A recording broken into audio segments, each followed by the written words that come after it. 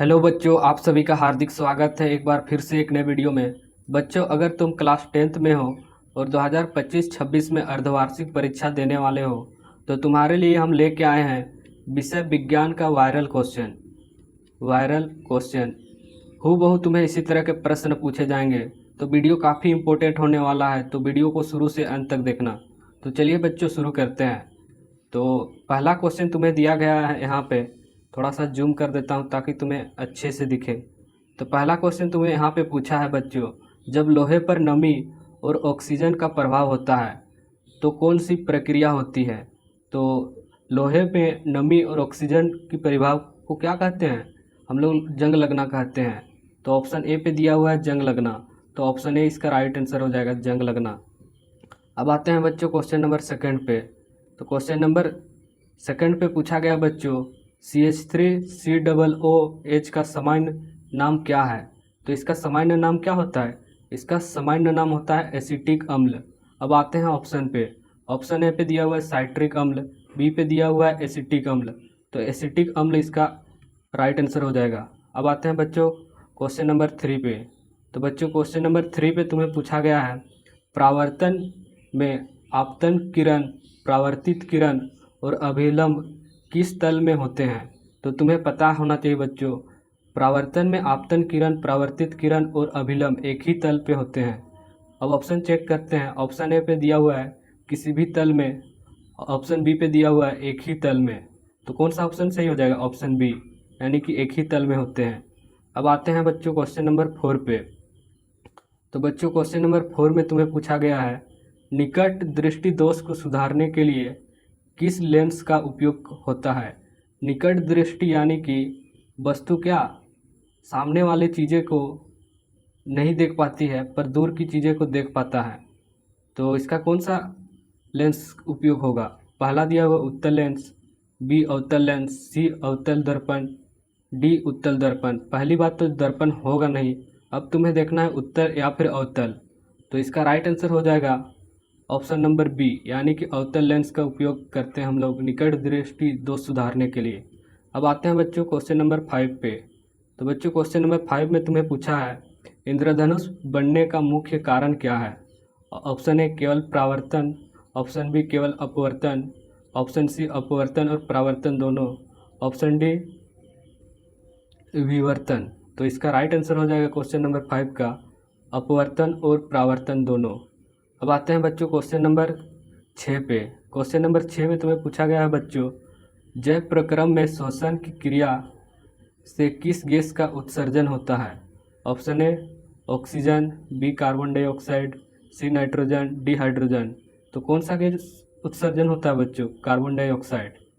हम लोग ऑक्सीजन लेते हैं और कार्बन डाइऑक्साइड छोड़ते हैं, तो कार्बन डाइऑक्साइड का उत्सर्जन होता है। तो बी इसका राइट आंसर हो जाएगा।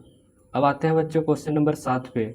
तो बच्चों क्वेश्चन नंबर 7 में तुम्हें पूछा है, बेकिंग सोडा का रासायनिक सूत्र क्या है। तो बेकिंग सोडा का रासायनिक सूत्र क्या होता है, सोडियम हाइड्रोजन कार्बोनेट। अब ऑप्शन चेक करो। ऑप्शन ए पे दिया हुआ है सोडियम कार्बोनेट, जो कि गलत होगा। ऑप्शन बी पे दिया हुआ है सोडियम हाइड्रोजन कार्बोनेट, यानी कि ऑप्शन बी इसका राइट आंसर हो जाएगा। अब आते हैं बच्चों क्वेश्चन नंबर 8 पे।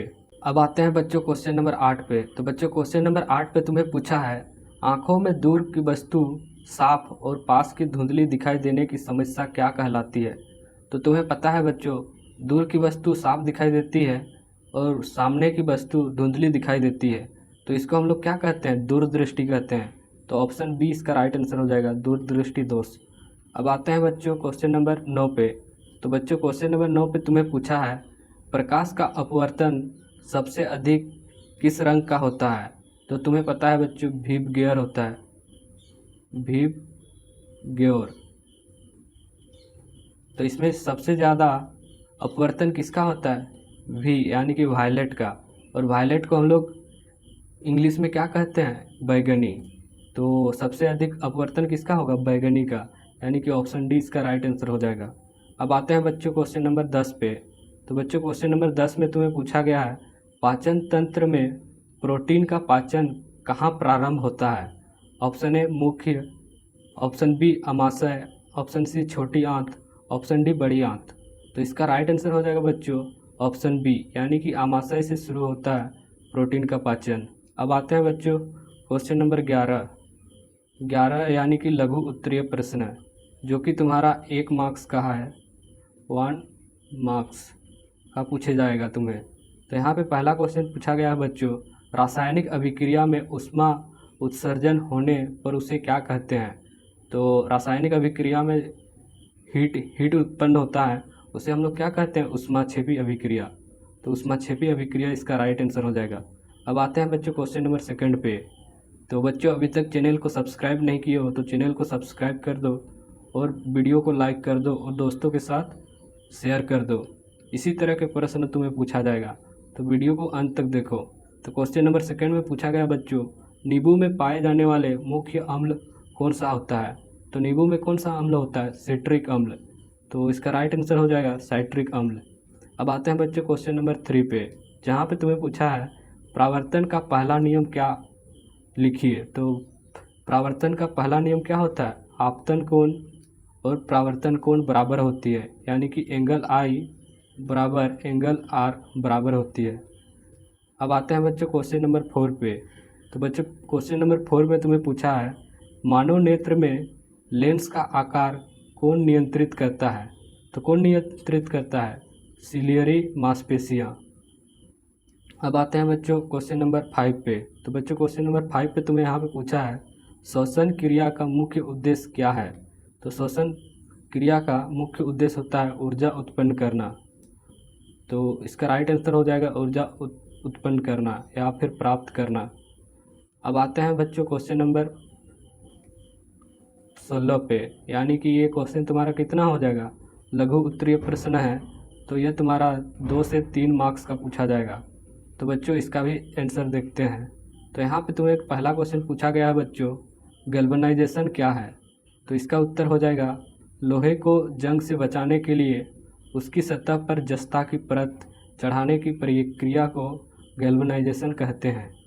तो गैल्वेनाइजेशन किसको कहते हैं, लोहे जंग लगता है ऐसे ही बाहर नमी और हवा में छोड़ देने से, तो इससे बचाने के लिए हम लोग उसकी सतह पर जस्ता यानी कि जिंक की परत चढ़ा देते हैं, और जिंक की परत चढ़ाने की प्रक्रिया को ही गैल्वेनाइजेशन कहते हैं। तो यह रहा तुम्हारा गैल्वेनाइजेशन की परिभाषा। अब आते हैं बच्चों क्वेश्चन नंबर 2 पे। तो क्वेश्चन नंबर 2 पे बच्चों तुम्हें पूछा गया है अम्ल वर्षा का कारण और प्रभाव बताइए, यानी कि अम्ल वर्षा क्यों होती है और किस कारण से होती है, ये तुम्हें बताना है। तो पहला पॉइंट है, पहला कारण है यहाँ पे तुम्हारा सल्फर डाइऑक्साइड और नाइट्रोजन डाइऑक्साइड गैसों का वातावरण में पानी से मिलकर अम्ल बनना, यानी कि सल्फर डाइऑक्साइड और नाइट्रोजन डाइऑक्साइड यह हवा में मिल जाता है, जिससे तुम्हारा H3 H2SO4 और HNO3 ये 2 अम्ल बन जाते हैं, और इससे के कारण ही तुम्हारा अम्लीय वर्षा होती है। और सेकंड इसके प्रभाव क्या होंगे, तो इसके प्रभाव है फसलों का नष्ट होना, धातुओं का क्षरण और जल जीवों का नुकसान होता है। तो इसके यह प्रभाव हुआ, फसलों का नष्ट होना और धातुओं का क्षरण और जलीय जीवों का नुकसान। अब आते हैं बच्चों क्वेश्चन नंबर 3 पे। तो बच्चों क्वेश्चन नंबर 3 में पूछा गया था तुम्हें प्रकाश में अभिसरण और अपसरण में क्या अंतर है बताइए। तो इसका उत्तर है पहला अभिसरण यानी कि किरणों एक बिंदु पर मिलती है, जैसे कि तुम्हें पता है ये उत्तल लेंस है, तो इससे जब प्रकाश आती है तो यह जाकर किसी एक बिंदु पर मिलती है इस तरह से। तो इस तरह की प्रक्रिया को हम लोग क्या कहते हैं, अभिसरण कहते हैं। और अपसरण किरणें फैलाती है। तो ये कौन सा लेंस हुआ, ये तुम्हारा अवतल लेंस हुआ। तो जब अवतल लेंस में जब किरण आती है तो टकराने के बाद इस तरह से फैलती है। तो इस तरह के फैलने की प्रक्रिया को हम लोग क्या कहते हैं, अपसरण कहते हैं। तो ये रहा तुम्हारा परिभाषा अभिसरण और अपसरण का, काफ़ी इम्पोर्टेंट होने वाला है। तो वीडियो को शुरू से अंत तक देखना और इसको रट लो, यहीं से आएगा समझो।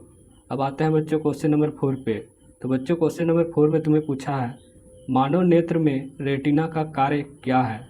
तो इसका सही उत्तर है प्रकाश को विद्युत संकेत में बदलकर मस्तिष्क तक पहुंचाना इसका कार्य है। और रेटिना का दूसरा कार्य यह है कि वह एक पर्दा की तरह काम करता है, जहाँ पे प्रतिबिंब बनती है। और क्वेश्चन नंबर 5 पे आते हैं बच्चों। अब क्वेश्चन नंबर 5 में तुम्हें पूछा है पाचन तंत्र में अग्नाशय का कार्य क्या है। तो इसका सही उत्तर है वसा, प्रोटीन, कार्बोहाइड्रेट, पाचन हेतु एंजाइम को स्रावित करना। अगर वीडियो पसंद आया है बच्चों तो चैनल को क्या करना है बच्चों, चैनल को तुम्हें सब्सक्राइब करना है और वीडियो को लाइक कर देना है और दोस्तों के साथ शेयर कर देना है। चलो मिलते हैं एक और नए वीडियो के साथ।